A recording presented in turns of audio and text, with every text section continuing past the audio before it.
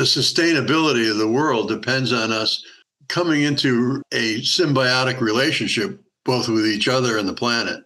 That's dependent on consciousness for us to go beyond the ego, to voluntarily, give up our fiefdoms. And it's this new era. We don't know what it is yet. Remember to hit the subscribe button for our Exoconscious Humans YouTube channel, and turn on notifications too. That way you'll never miss a new video and you'll always get the latest programs.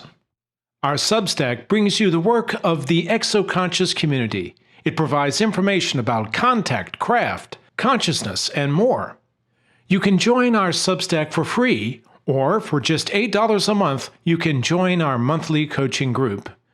Meeting every third Saturday, in the coaching group you will find new friends, discuss topics that interest contactees, talk about UFOs, orbs, and disclosure.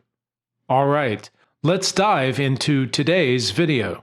Hello, everyone, and welcome to Exoconscious Humans YouTube. Today, we're talking with Peter Champoux and Yvonne Donaldson, and we're focusing on the fires in California.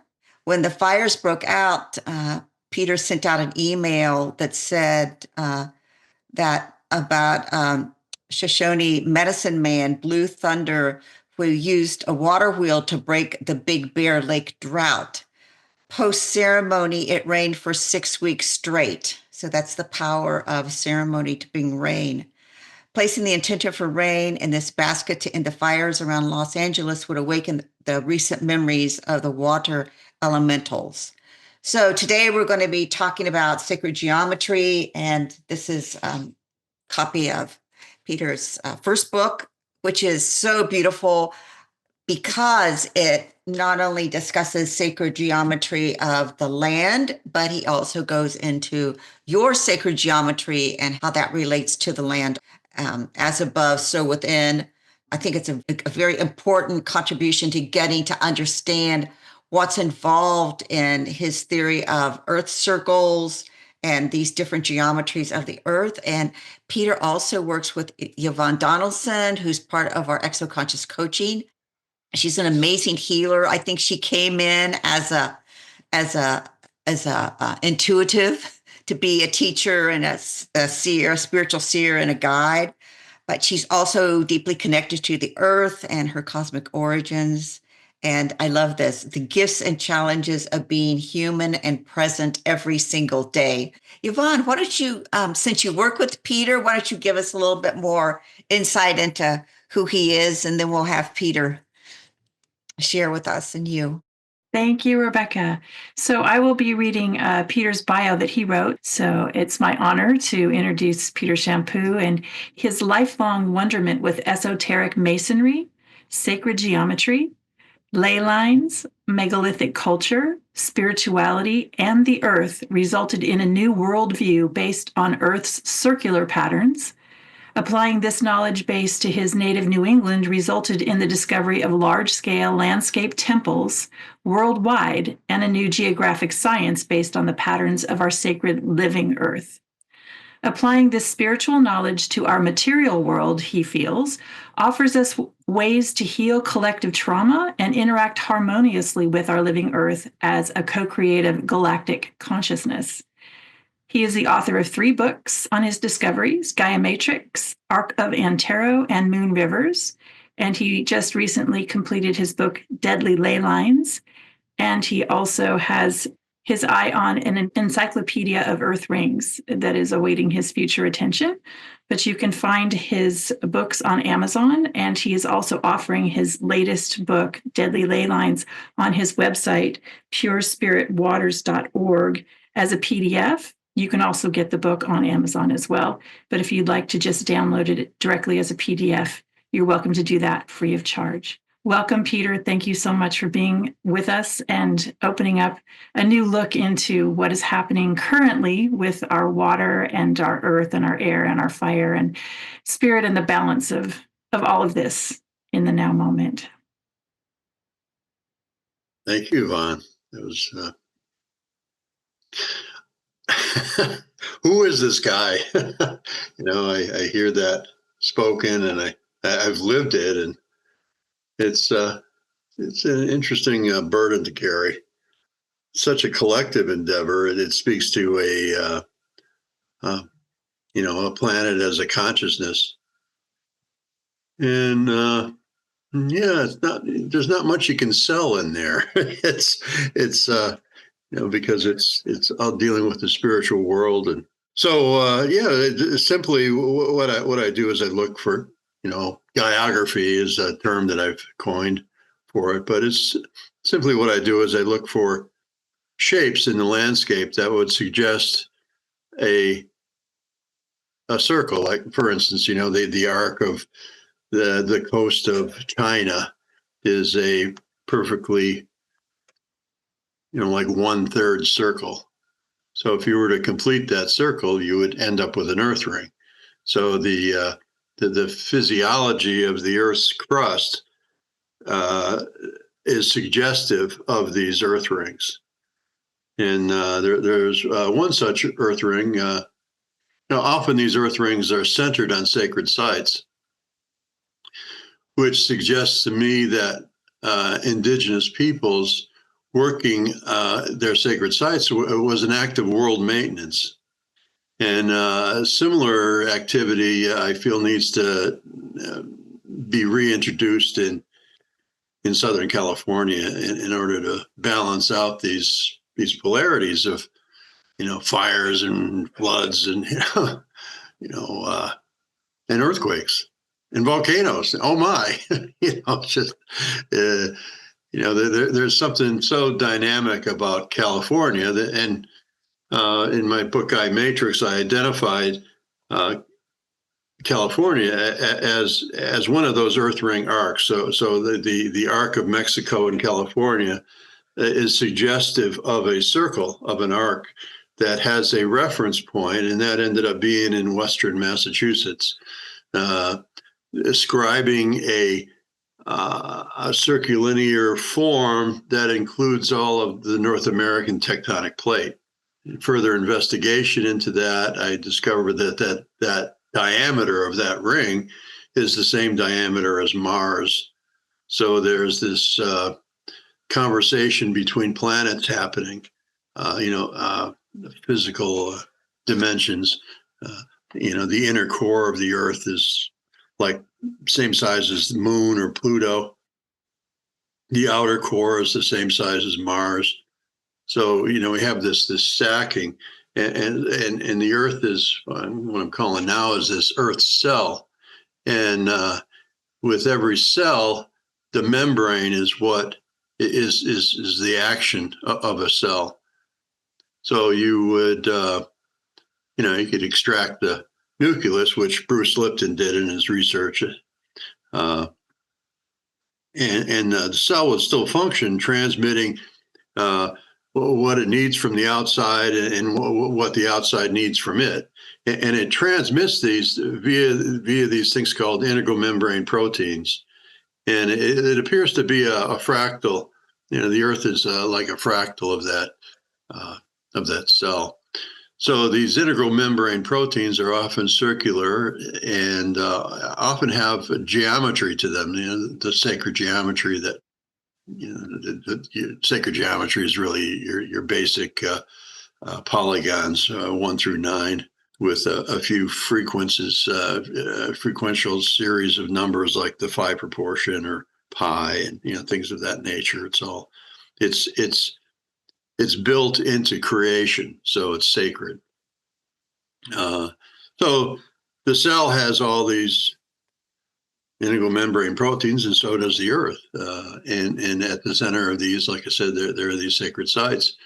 And one of the nearby sacred sites in California that really needs to be, amped up a bit in activities, Mount Kuchama or Tequete Peak, which is right there on the border between California and Mexico, not so far from San Diego. And that's it's the sacred site for the Sequan Kumeyaay peoples who were in Southern California. It's a well-known, honored place. Shamans would go there, or medicine people would go there to perform their medicine or to gain insight and vision. It was strictly forbidden that any black magic was to be done in the mountain. And typically, if you did so, you would do at the risk of your life because there's, it has that kind of blessing to it to protect it. It has such power. Benny LeBeau came in. He was, he's on the other side now. So in this work to help bring water to extinguish these fires, I'm sure Mr. LeBeau would be very excited to participate, in cross-dimensional eco-consciousness, if you will. We're in the third dimension, and we need to do our thing in the third dimension. And as we, bump against the, fourth or fifth worlds that everyone's speaking about, that's when we start to interact with the beings from the other side more consciously, and include them in our work. So there's all these metaphors and signals that are spoken of. Los Angeles, the angels. LA has been kind of, the angels that have been in control down there for so many decades probably aren't in the Michaelic order of things. Benny went down there. He was asked to come down by some folks in Big Bear after he had successfully stopped the explosion of the Yellowstone volcano back in 2004. He organized he was a great organizer and orator and charismatic, and Yellowstone was part of his Shoshone tribe's sacred grounds. So he used this earth ring that was probably the first one that was discovered by a gal by the name of Dorothy Leone from Oregon.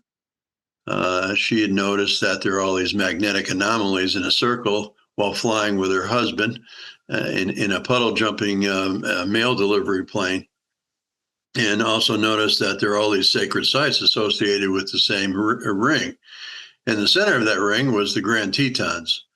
So, here we have right next to it, we have the Yellowstone caldera, and that was rising dangerously. So Benny, rightly so, that was his given name. His birth name was Benjamin LeBeau.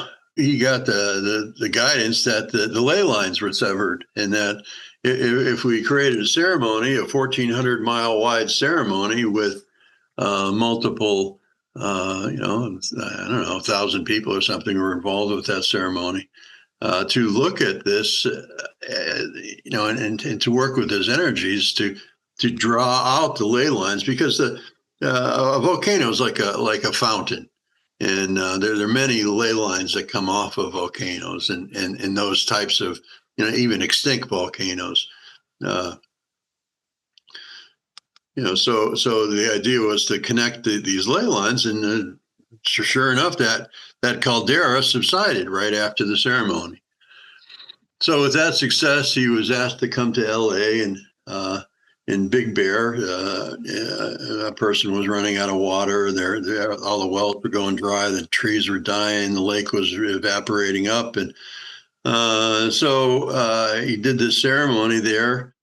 He asked me to make a drawing of it, and that's what I put out there in that email. Was that drawing of that initial medicine wheel that Benny used, or Blue Thunder, or Bravado LeBeau used for that ceremony. And it started to rain the next day, totally unexpected.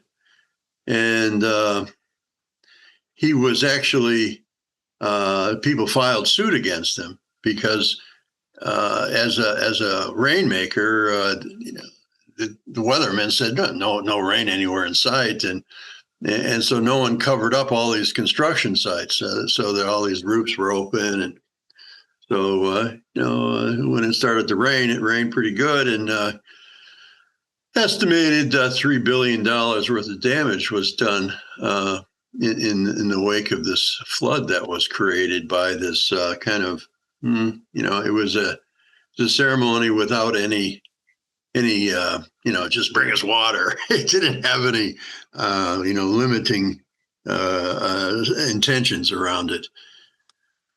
So he did that, and it was quite successful, and stopped the drought. But revisiting this site, it's not something that I would have said, oh, there's an earth ring there. This was just the guidance of a man that said, we need to put a medicine wheel in here to bring balance and water to the LA basin.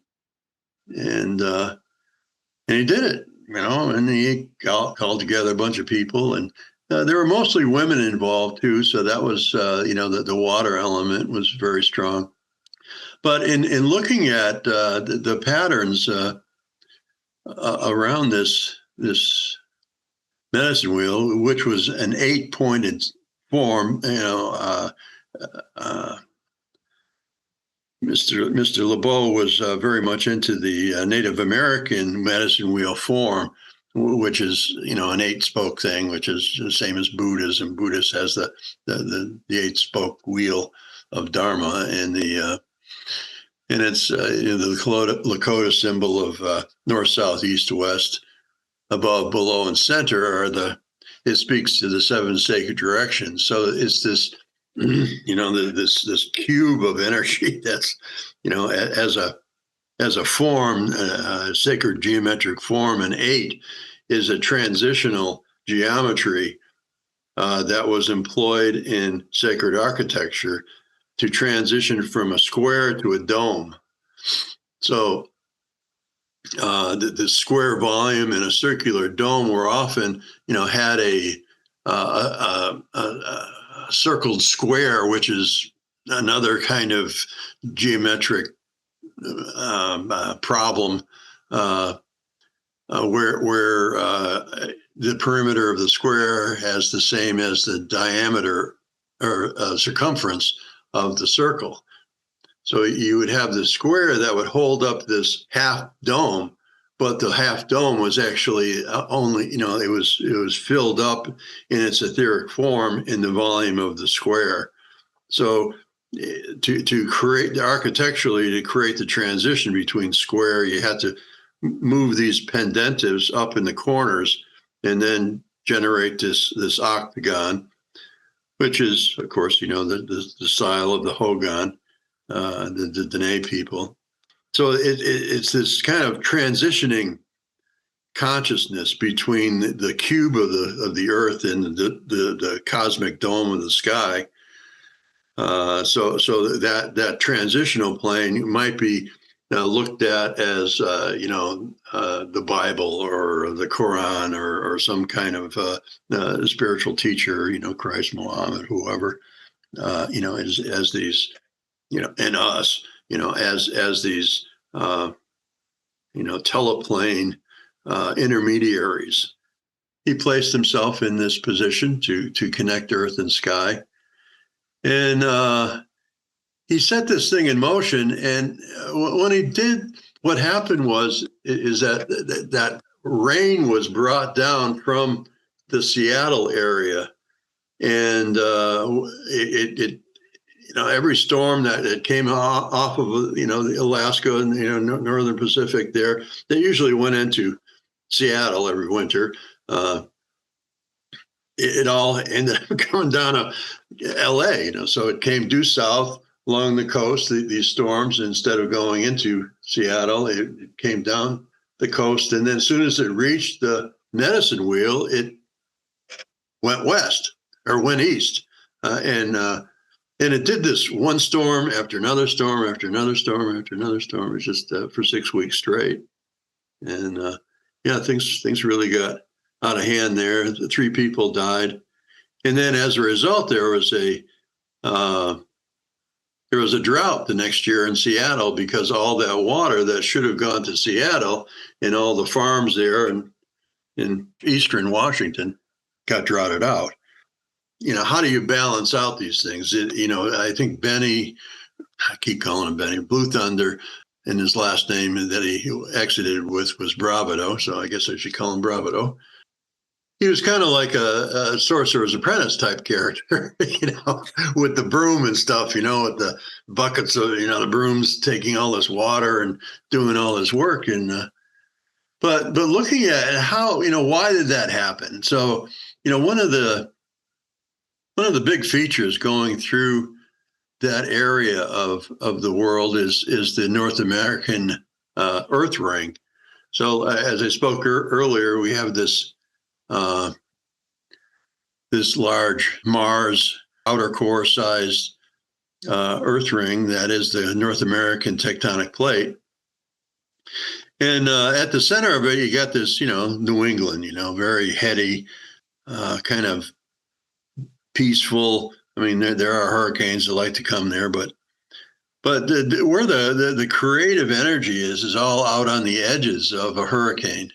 That's where the winds and forces of the vortexes are out on the edge, and that's where California is. And that ring, if you will, goes right up into Washington. So where that wheel is that Benny put in was right on the edge of that wheel. So he got that baby turning in a counterclockwise form, which was, that was the intention, to make it rain. So, in the hydrosphere, in the northern hemisphere, a counterclockwise spin ends up being a low pressure system, which makes rain fall. And so he installed this wheel in the middle of a high pressure system form, which is centered on Mount Kuchama, or Tecate Peak. And, you can see how that is a clockwise, high pressure rising up of energy. You have this very sharp peak mountain at its center.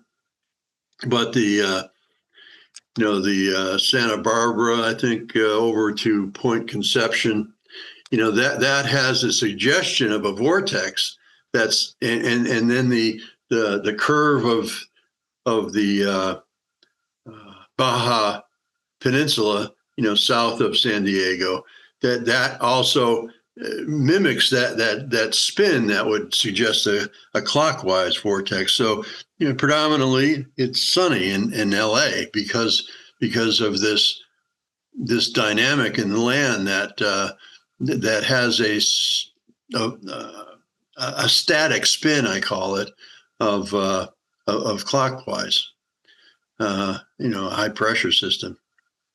By him putting it there in Big Bear, there are all these mountains, curvilinear forms. Mountains usually are, have some kind of curving shape to it. But, from the Salton Sea up through Big Bear, and then across the mountains that are north of LA, that shape there has a vortex shape of a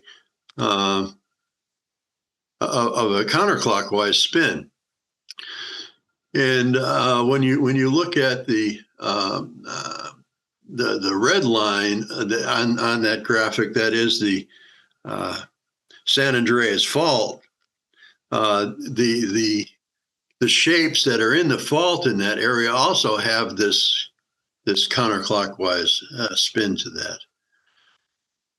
So in my gestalt to look at this, I have these files that I overlay on these sites to see if there's any geometries that match that. So, his geometry was the center of the Big Bear being one point and Mount Lawler being another point, and then it's arrayed in an 8-pointed shape. And what that ended up doing was it called in all the military bases. I do have a graphic if help out with this, but Edwards Air Force Base, Kelso Dunes, and 29 Palms Marine Corps Base were all points on that. on that 8-pointed thing. In Laguna Beach, the rock there off the beach of Laguna Beach, it was the kind of control point. Northwest end of Salton Sea was another point. So it kind of worked with the geometries, of the land. The way the fault went through there suggested 2 points on that circle, which really shows that spin direction of counterclockwise. And when you identify those 2 points, you can draw a line towards magnetic north out of Big Bear, and you end up with 3 points of a 9-pointed geometry, an enneagram, which I'm always excited to find such a thing, because the enneagram is what it's like the controlling gravity of the universe. You see it in everything. You see it in the human eye. You see it in Stonehenge. The patterns emerge out of gamma ray bursts that we, big one just came through a couple of years ago. All reflect that same geometry. In the interior of the Earth, the spheres, the volumes of the spheres all nest very elegantly within these enneagrams. Fellow geomancers use this as a water form to actually bring water to an area. Water is it's the progenitor to sacred geometry. So everything water touches, it informs its body of a geometry. So and one of those geometries is an enneagram, which seems to take effect after nebula. So nebula, when a sun explodes, this is kind of wild, but we're in our third iteration of solar system right now. So we've blown up 3 times already, or twice. We're on our third time around. And when you blow up that many times, you develop the higher metals like gold and frequencies of gold and platinum and all these palladiums and all these rare earth metals are formed. Every time there's a nebula, an explosion of the sun, there's a nebula that's formed, and within the nebula, there's this generative process that creates water. So, like the Orion Nebula out there in Orion's belt, it's producing 60 oceans a day. So what's water want to do? It wants to bond. That bonding then is a matrix for dust to collect. That dust then generates gravity. That gravity then starts to spin mass. That mass and spin then ignite another sun, a core sun. So where everything just, but water's, to my artist's mind, water is the thing that creates it all. So here we have this, 9-pointed geometry set by a fault line that's full of piezoelectric energy from the friction of the plates moving through that area. So, that's a tremendous creative force. It's very dangerous, but this really what fuels California's creativity is that fault line that it rides.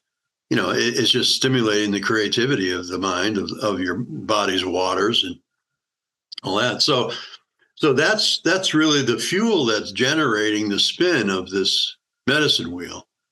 So you have the piezoelectric current, and then the orientation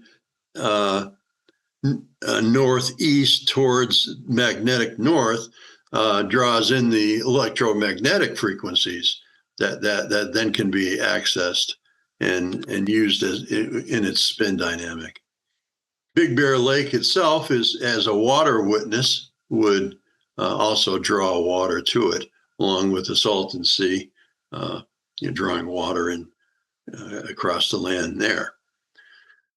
This Big Bear medicine wheel is something that could be employed to make it rain. But what you want to do is, kind of create a balanced, harmonious condition. And that's done through Kuchama. So focusing on that particular geometric is probably where one wants to go.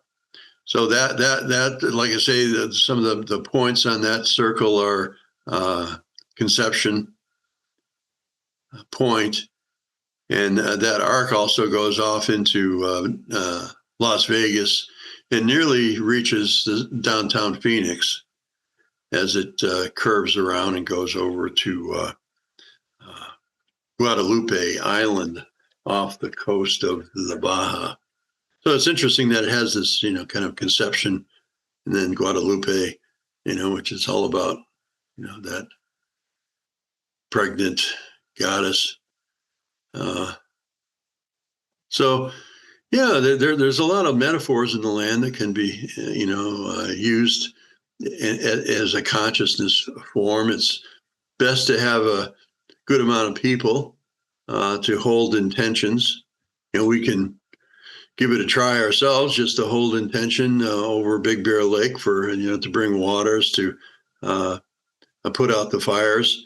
Right now, the salamanders are kind of working overtime with these fires. The salamanders being the fire elemental, and the sylphs, the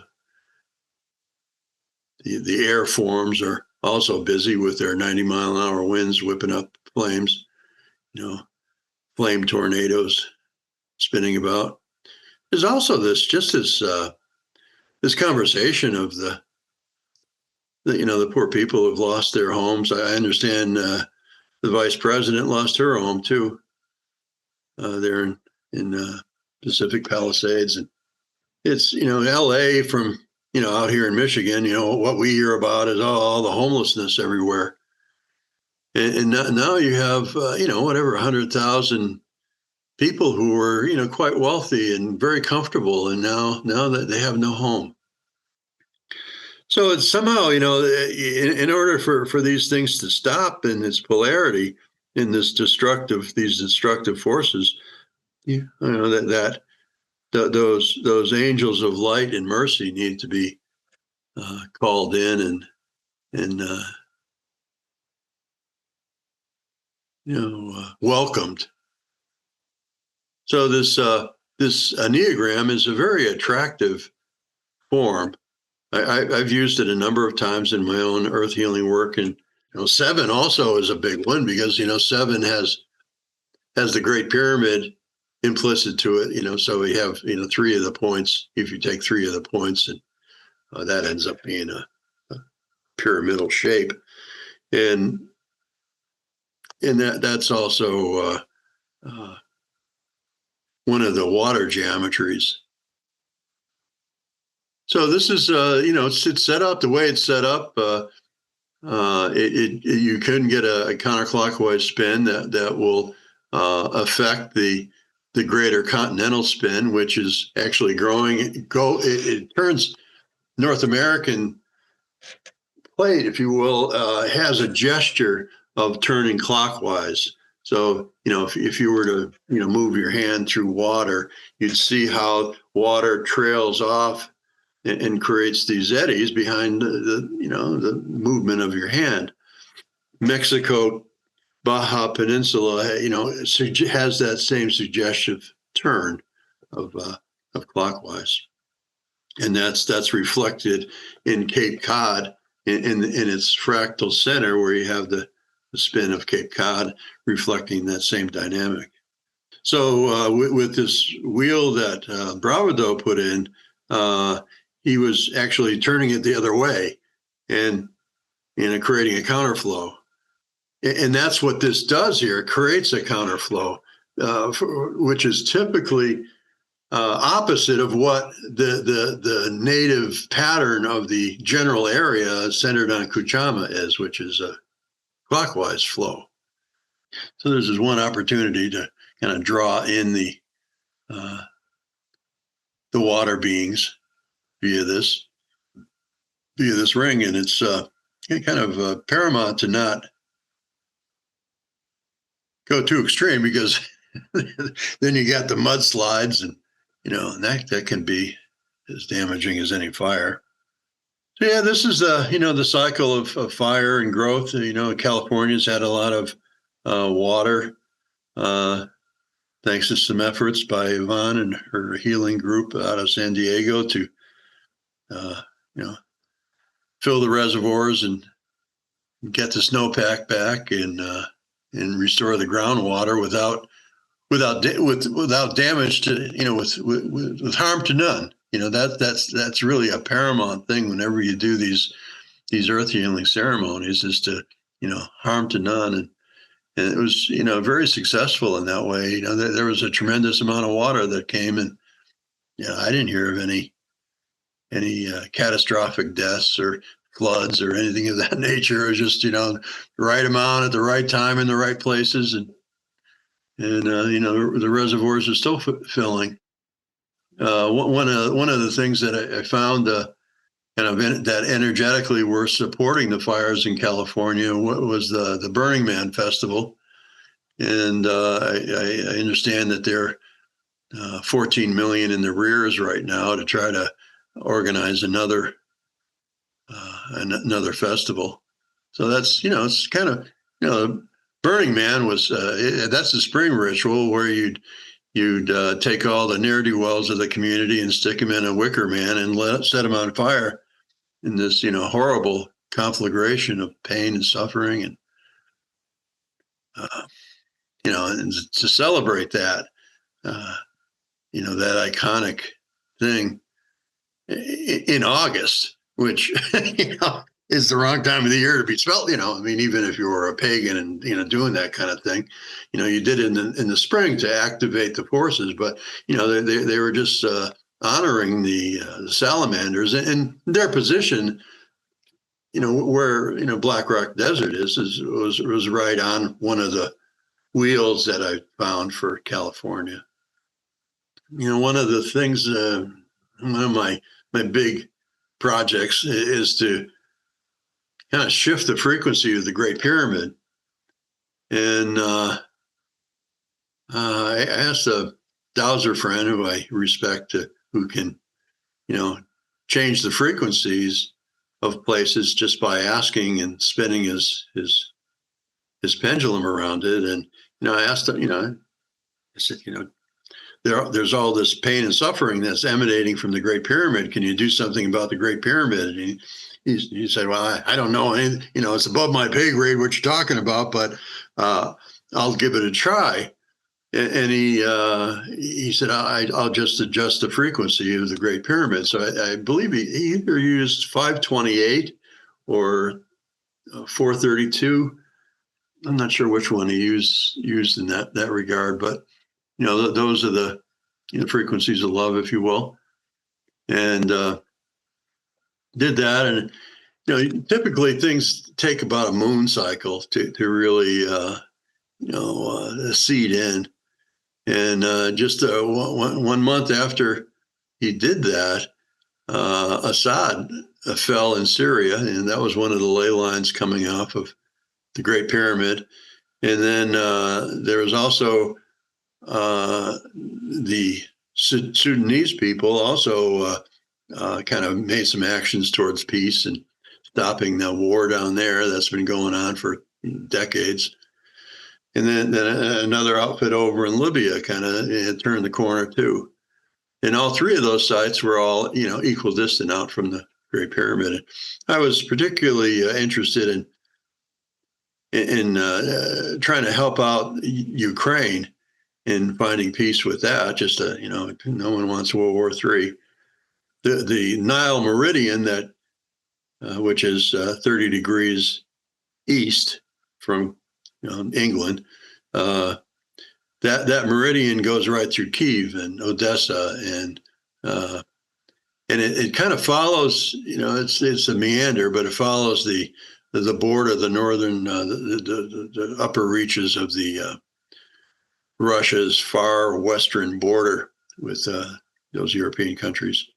So what Putin has in mind was to, continue that line down to Odessa, and take that half of Ukraine. But because that's the impulse of this Nile meridian, it's to divide. It's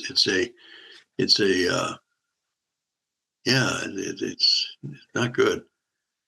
Pyramids, it's kind of, they're kind of neutral. It's like, they put out what you put in.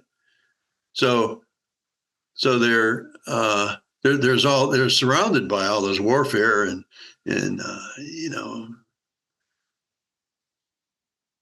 profit through suffering, and so that gets fed in and fed out through its ley lines.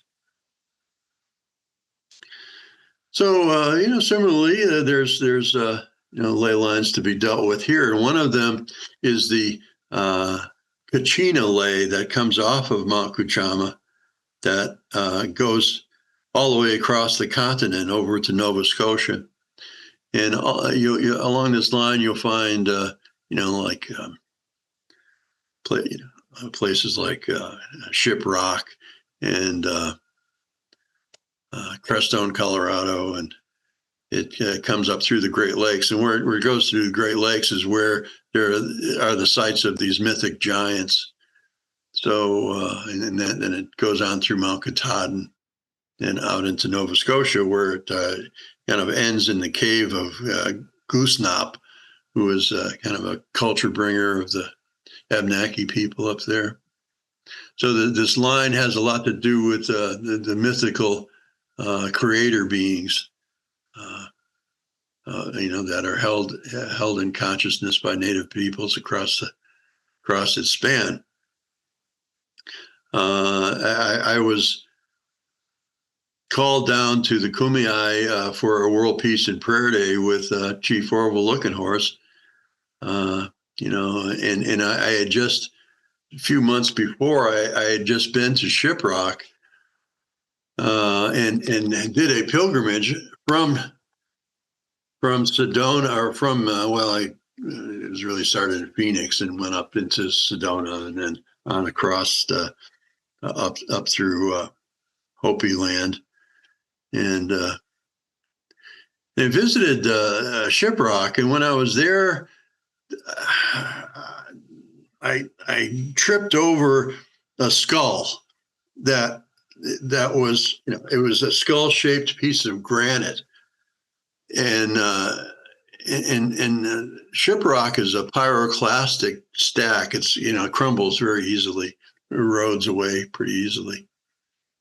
But in that matrix was this piece of New England granite, which kind of resembled my light bulb head, and I was asked to take it with me, and I was like, what do you mean I can't? It was, you're not supposed to take rocks from sacred sites. It's, it's just, I was, kind of shaking in my boots about it, but okay, and I at that point I had no idea I was going down to Kuchama, and it was the last place on the line that I hadn't been.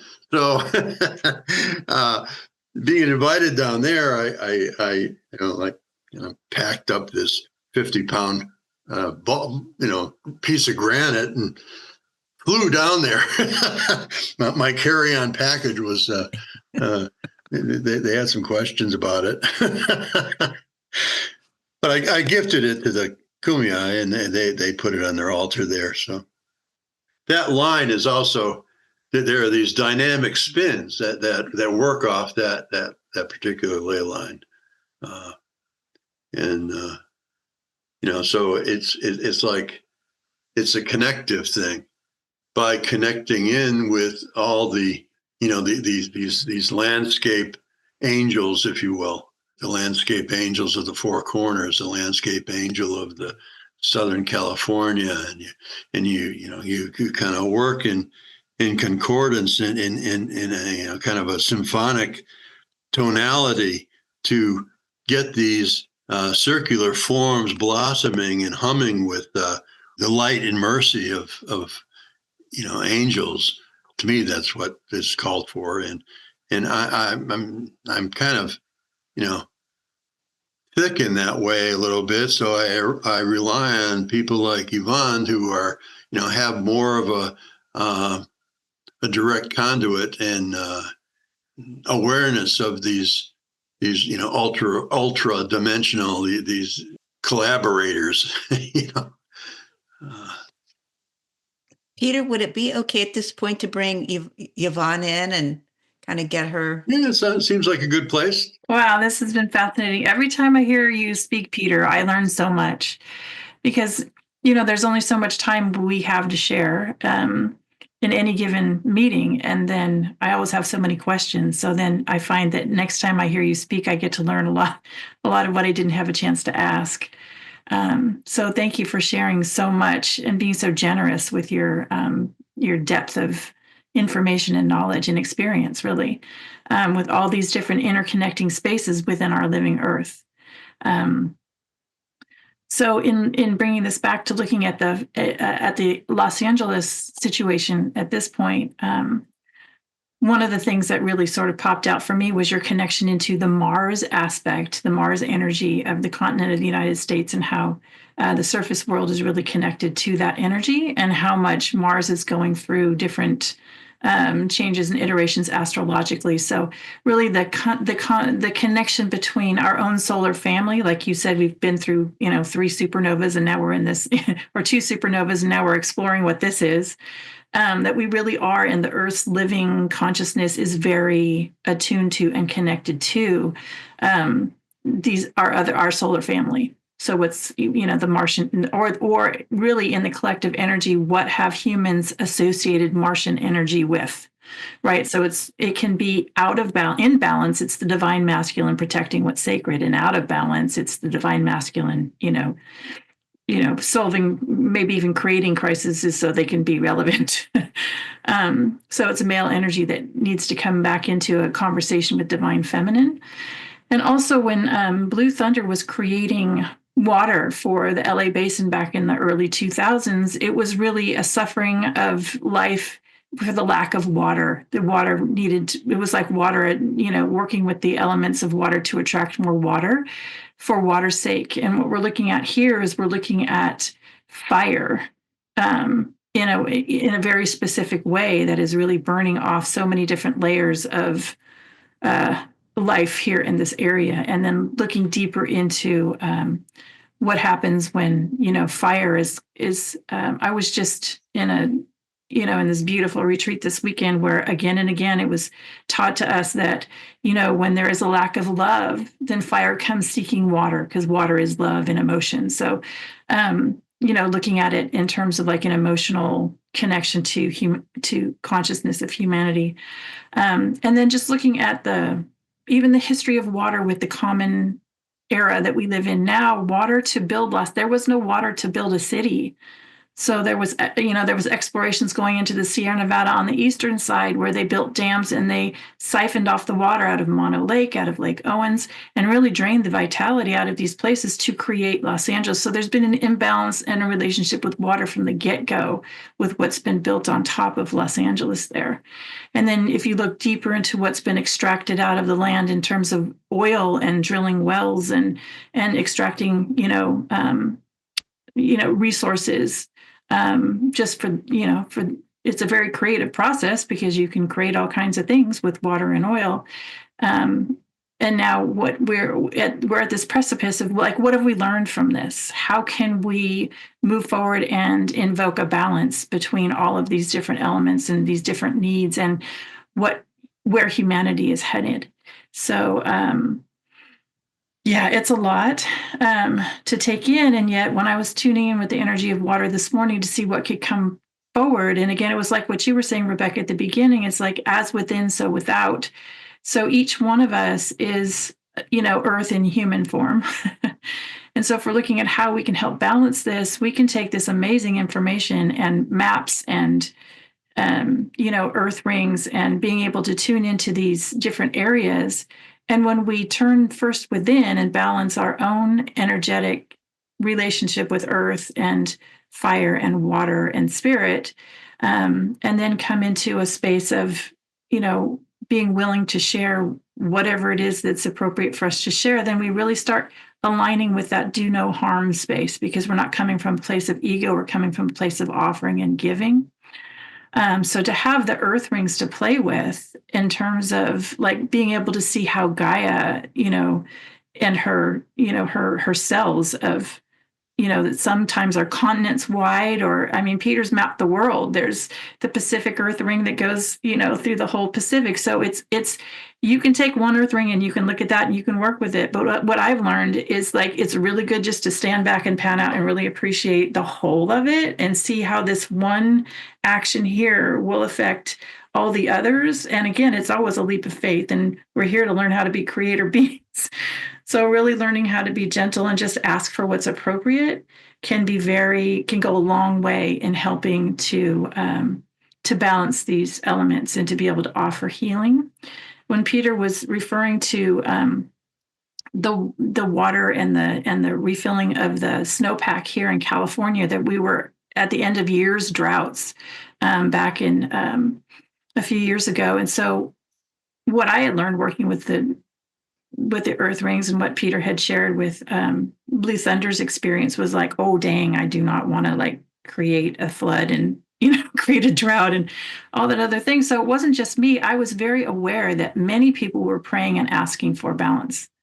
And then what really brought it home to me to bring a purpose was the repatriation of the Wounded Knee artifacts from the center of the North American Earth Ring in Massachusetts, bringing it back to North Dakota, being it given back to where it had been stolen.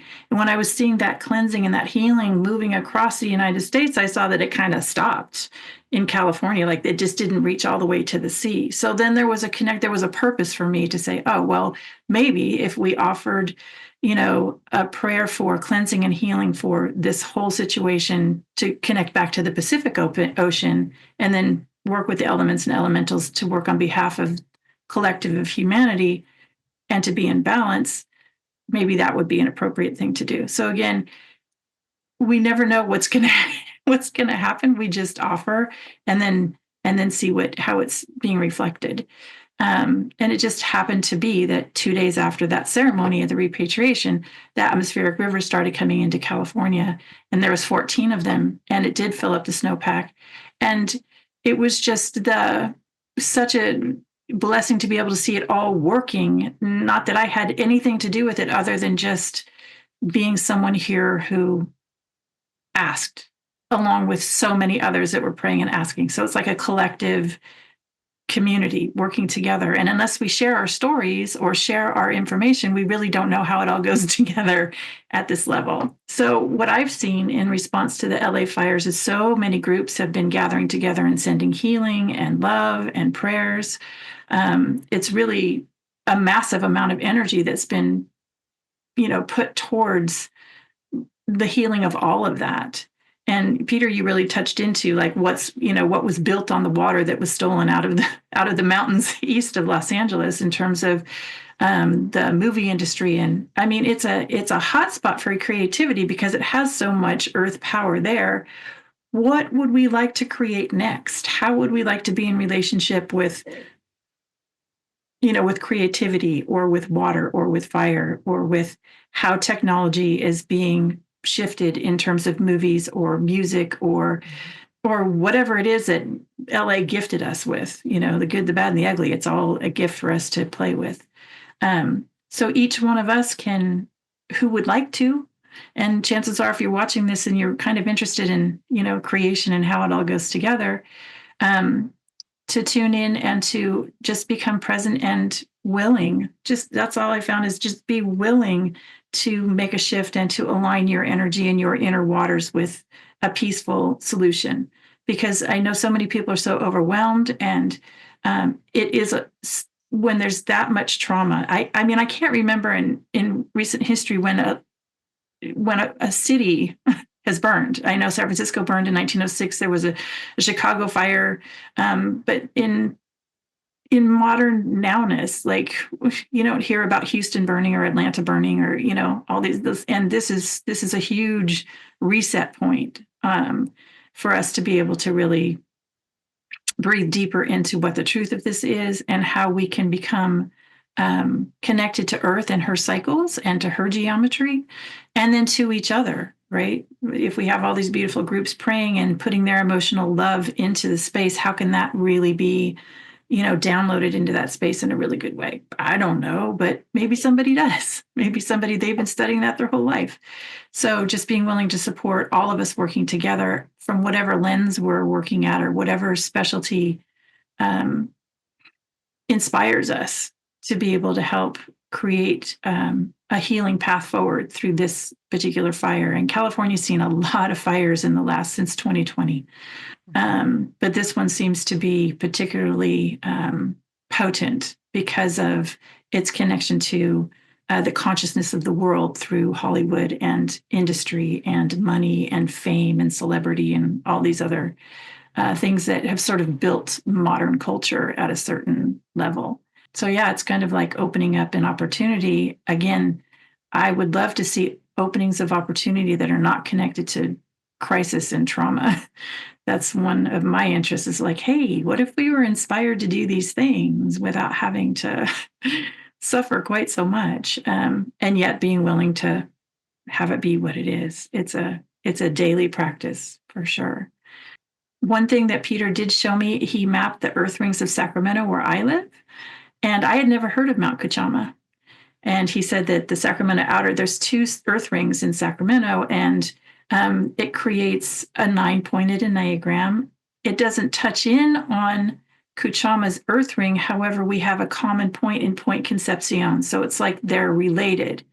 So even though I had never been to Mount Kachama, I researched it a little bit and I fell in love with the energy right away, but was very much clear that I was no expert and I was definitely an outsider, but I could, just from my simple way of saying, please align with the beautiful energy there. It's just that simple.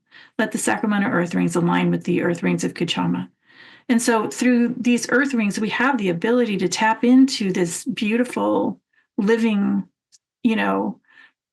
earthly formation so that we can very quickly sort of tune in and tap in and offer our love and support to anywhere in the world through these beautiful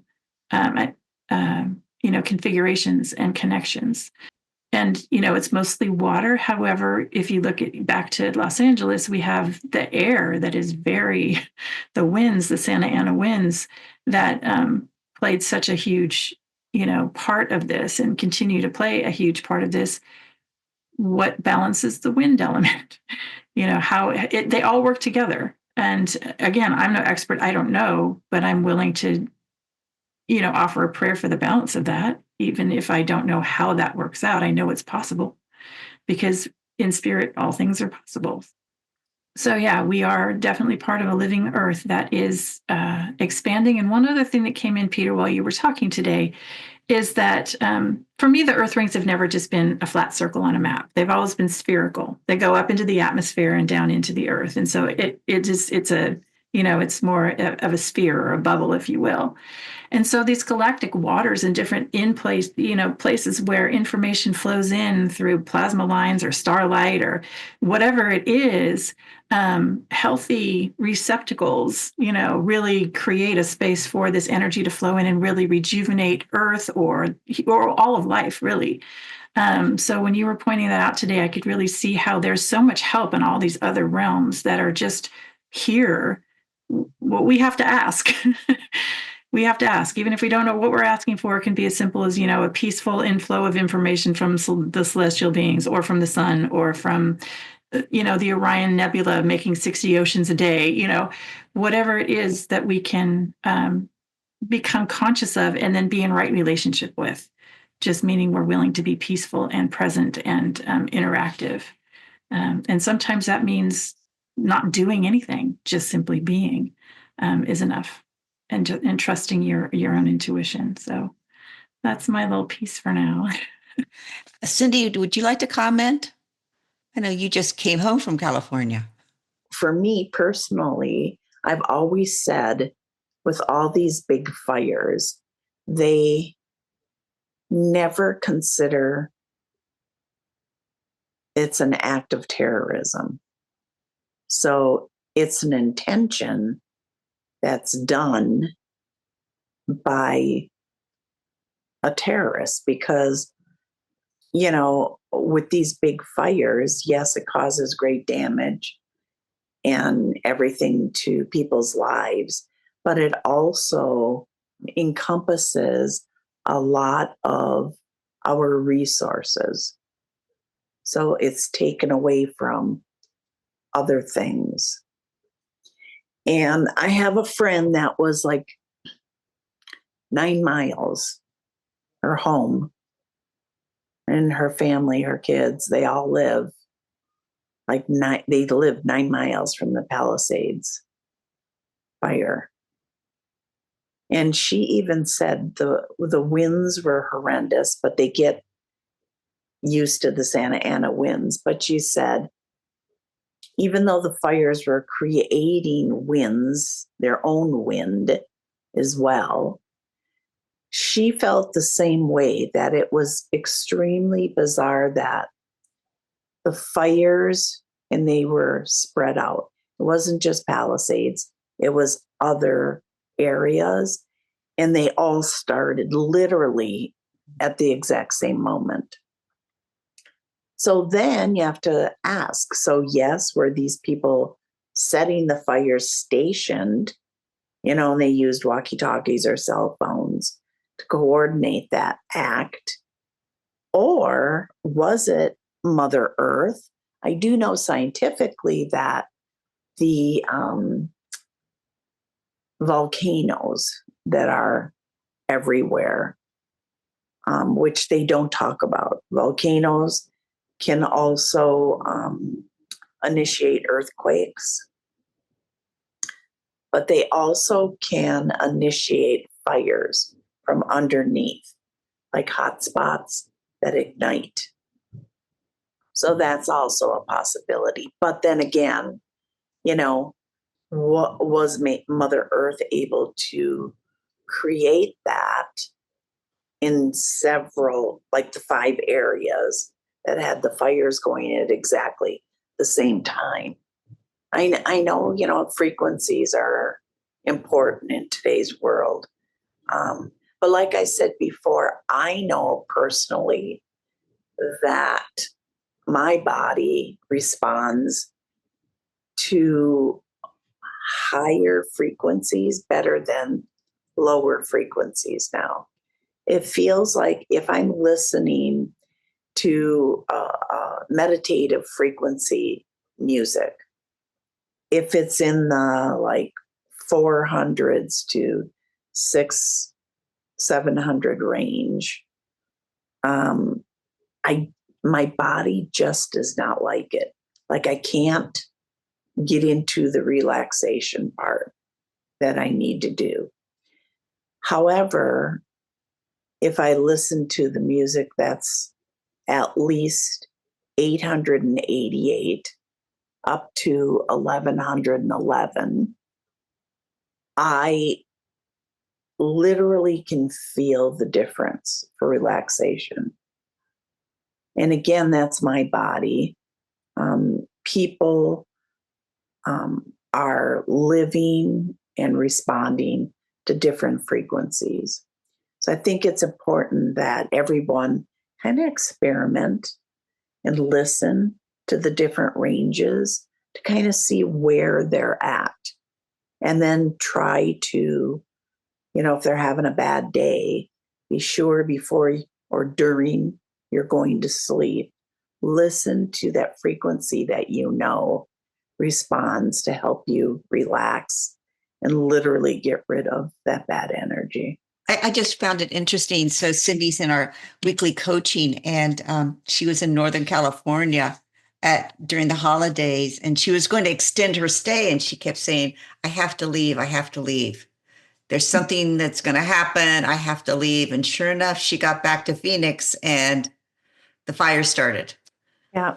which didn't really affect Northern California as such, but it was. No, but it did affect the route coming down. It did. Yes, it did. They had shut down the expressway in multiple areas Right. that were a little bit farther north. But because I have to come down through the Los Angeles basin and through Pasadena, to get back over to California. You are truly an empath with this whole needing to come back to Phoenix, knowing that you needed to get in your car and leave, regardless of what your family was saying. You needed to get back to your other home in Phoenix. I did, because I felt there was something very catastrophic danger. We even talked about like this big flash of something. Joy, so we've been going for a while now, but Joy, you want to come in and comment? Thank you, Peter and Yvonne. It was very good. I understand that the indigenous Indians, the American Indians, they often, in the hundreds of years ago, they set fire. They did burnings in order to have a new regrowth, and they let the fires run until they burned out. I'm sure that they weren't trying to burn up their village, but that they did it like we do it now. I mean, even in South Carolina, I think we do therapeutic burnings. I think what happens is we've lost our ability to have sustainable growth. Growth is so congested, yet I don't know how else to live. I mean, do we make this planet where we live in multiple centralized areas and we keep our old growth areas available to be as they are to grow? Mine is the whole thing about sustainable living. I mean, we have tech bros that going out and buying hundreds and hundreds of acres of land in order to build communities, but the communities aren't for all. They're communities for some. And when they build these communities, they're trying to access the water rights just for their community rather than water needs to be for all. It can't be just for, we have to have water for growing food and feeding animals and feeding people. It can't be, I know that they've talked years ago that water would be a commodity. Well, by God, it certainly is. And that's not sustainable. They believe that one fire for sure happened because a tree fell on wires and created a fire. But that they also heard of in at least 2 or 3 other places where fires were started. And my God, I just don't know what people are thinking. I was burned out, lost everything once. So I can't wrap my head around people not only setting fire, which inevitably leads to, it's a murder of a community. It's a murder of groups of people. It's a murder of, you're right, it's a terrorism of a way of life. I really don't understand where it comes from. We raise our consciousness, and even though I can disagree with certain people, I still love them. And how do we have sustainable growth that protects the future for our children, but also protects for us now? Peter, do you want to wrap us up here with a few more comments and then we'll close? Well, I did a little bit of my dowsing pendulum here, and it's actually a golden vortex ring that Nick Nelson generated. He used to live around vortexes and found that this pattern that he shows that ring is the same as those the Enneagram and Earth rings and such. But I asked were those fires intentionally started, and I got a yes on that. They were.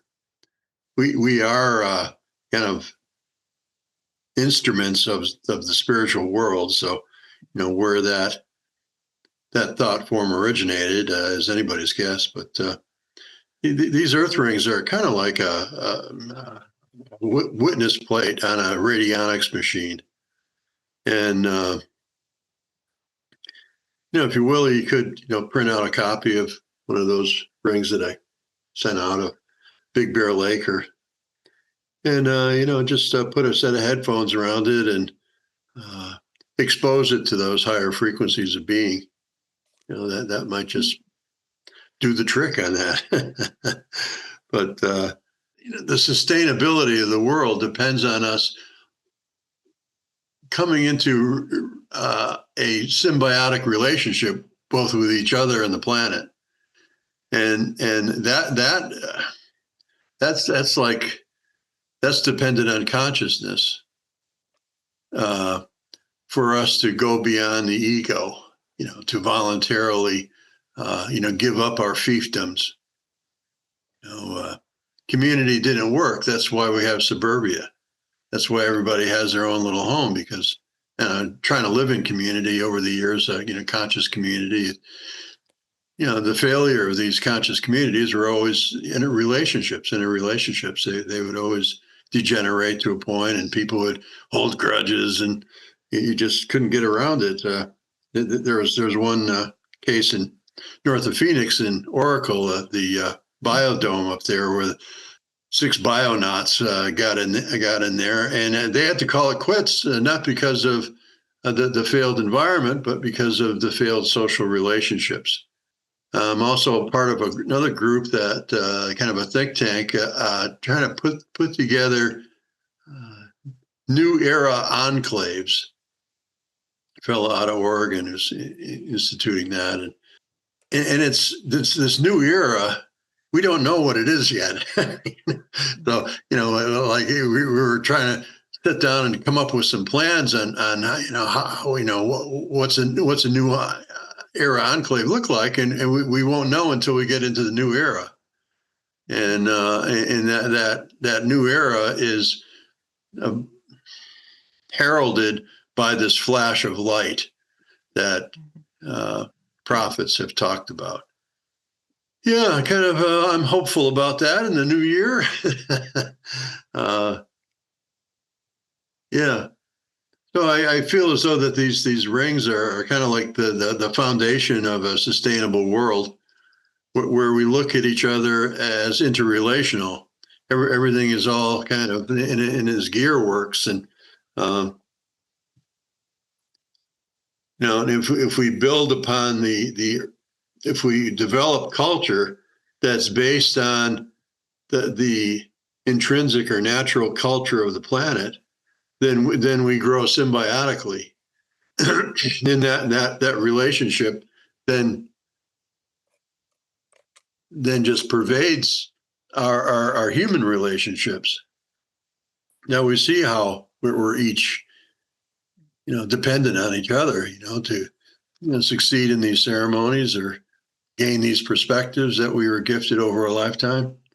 It's what all I have to offer is all an aggregate of people that I've read and friends that I've known and events that have taken place in my life, that have, so yeah.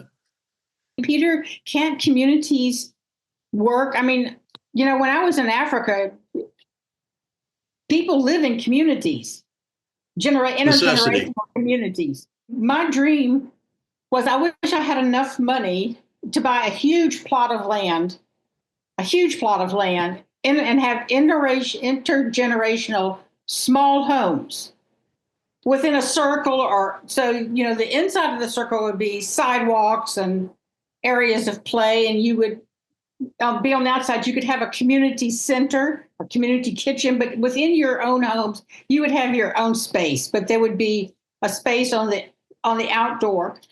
I think that we lose touch with each other when we don't have a sense of community. You might not like Hillary Clinton, but I love when she says it takes a village. I think that's what it takes, is a village. I would love to see in the future, with the right consciousness, you don't have to get along with everybody all of the time, but maybe if you're living within a community, you make it's like being in a relationship, you make a greater effort because you've made a commitment. to be part of a community. So you might not like your next door neighbor right at the moment because you disagree with something, but it'll pass because you have a sense of community. That is my dream, is to have a sense of, to live within a community. I mean, I love my neighbors. It's a common impulse in us, and it's something that wants to happen, community. Mhm. And many of us have had, this vision like you're describing, so when that many people have the same vision, there's something that's arising in us collectively that wants to be fulfilled. And yeah, it's community it's a necessary social impulse in humans. But it's difficult. Yeah, I mean, I might have my way of thinking about, politics, but somebody else might have a different way from thinking about politics, but hers isn't necessarily wrong. It's just not mine. It might be the way somebody mows their dang lawn. I might go around in circles and go this way and this way, but my next door neighbor might be a little OCD and go this way, and he has those perfect stripes down his lawn. I mean, I don't think that there's, not getting along is okay, because it really helps us to really better solidify who we are, or take a chance and listen to somebody else's viewpoint. In the African tribes, they have, these gatherings under the great tree, and they, two people are having, problems. There's method, and in Hawaii, the Ho'oponopono thing is, also a community building tool. And, we lack those tools, in our modern culture, so yeah. To have community, you would need such mechanisms to bring the community back to harmony. Thank you, Joy. Thank you, Peter. Thank you, Yvonne, and thank you, Cindy. And thanks, everyone, for listening to this exoconscious analysis and heart-rending of what's occurring on our planet Earth, and, for us here in the United States. Thank you for being with us.